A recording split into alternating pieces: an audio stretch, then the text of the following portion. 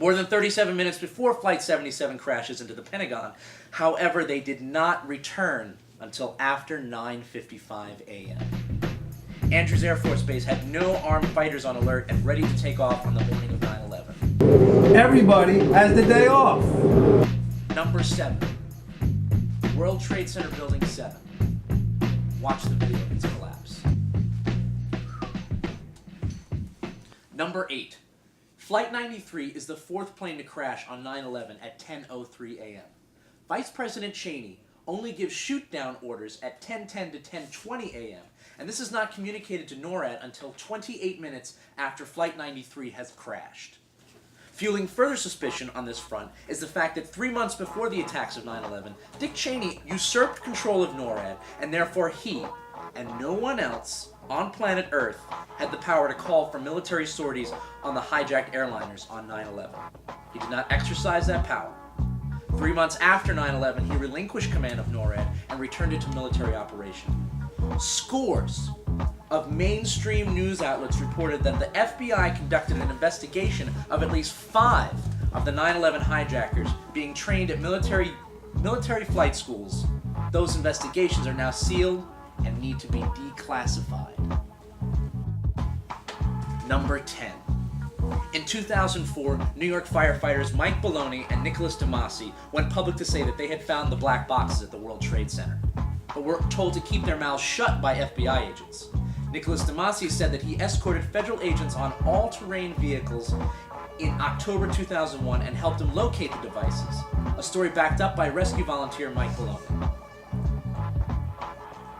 Number 11. Hundreds of eyewitnesses, including first responders, fire captains, news reporters, and police all described multiple explosions in both towers before and after the collapse. Number 11. Hundreds of eyewitnesses, including first responders, fire captains, news reporters, and police all described explosions in both towers before and during the collapse.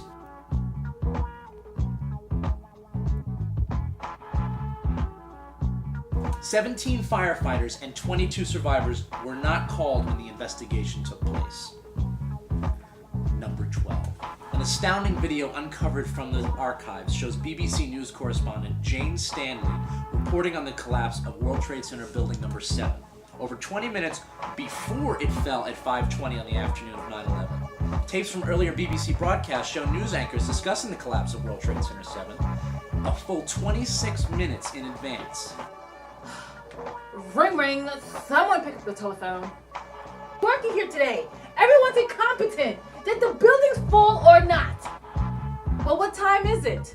The BBC at first claimed that their tapes from 9/11 had been lost before admitting that they made the error of reporting the collapse of World Trade Center 7 before it happened without adequately explaining how they could have obtained advanced knowledge of the event.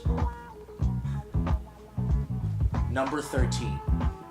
Solicitor General Ted Olson's claim that his wife Barbara Olson called him twice from Flight 77, describing hijackers with box cutters, was a central plank of the official 9/11 story. However, the credibility of the story was completely undermined after Olson kept changing his story about whether his wife used her cell phone or the airplane phone.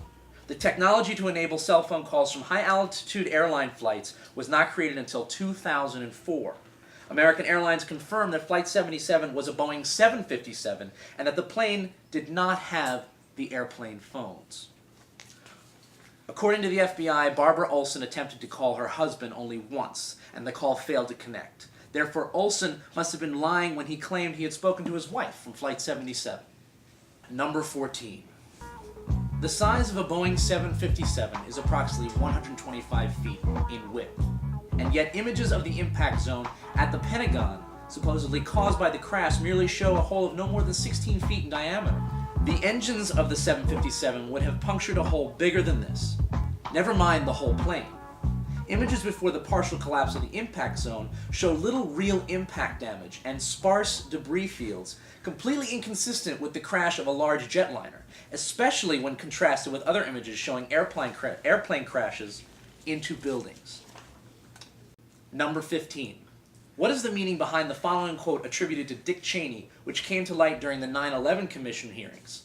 The The passage is taken from testimony given by the then Secretary of Transportation, Norman Mineta. During the time that the airplane was coming in to the Pentagon, there was a young man who would come in and out and say to the Vice President, "The plane is 50 miles out. The plane is 30 miles out." And when it got down to the plane is 10 miles out, Sir, the plane is 10 miles Let's go. out. they're still The standing. order's still standing. The Vice President turned and whipped his neck around and said, "Of course the order's still standing." Yes, the order still stands. And you haven't heard otherwise. So go. Let's go.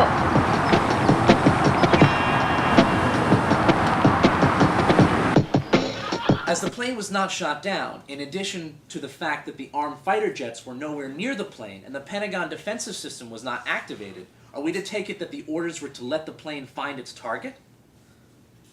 Number 16. In May 2003, the Miami Herald reported how the Bush administration was refusing to release a 900-page congressional report on 9/11 because it wanted to avoid enshrining embarrassing details in the report, particularly regarding pre-9/11 warnings, as well as the fact that the hijackers were trained at U.S. flight schools. Patricia, cancel my flight for tomorrow morning, urgently. San Francisco Mayor Willie Brown, following a security warning, So now, this is Brown. I'm calling you because I just left the airport. I'm canceling my tomorrow's flight. Yes, I am canceling your flight as we speak. canceled a flight into New York that was scheduled for the morning of 9/11. Number 18.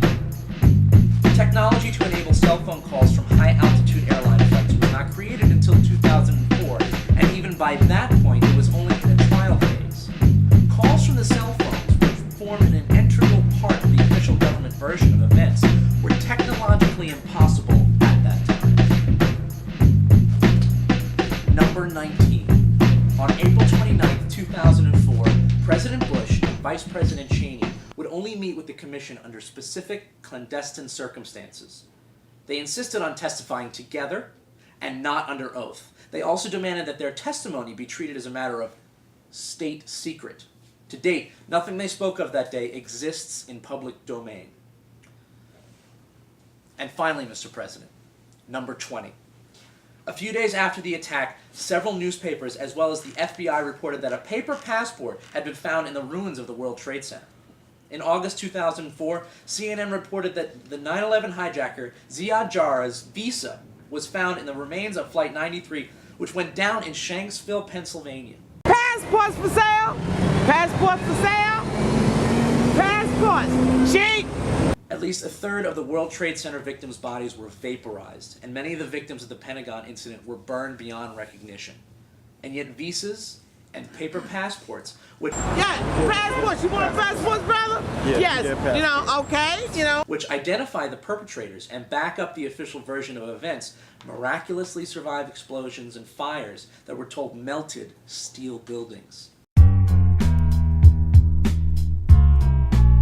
Regardless of how I feel about the material you presented, I must commend your dedication and zeal. However, our time here is up.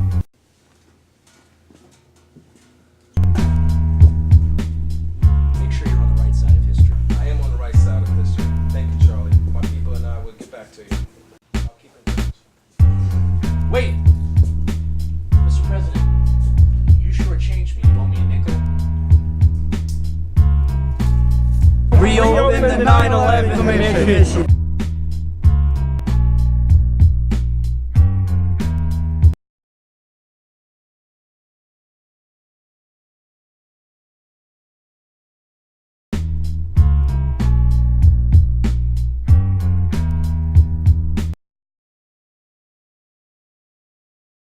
Forgive me, Father, for I have sinned. That's putting it mildly.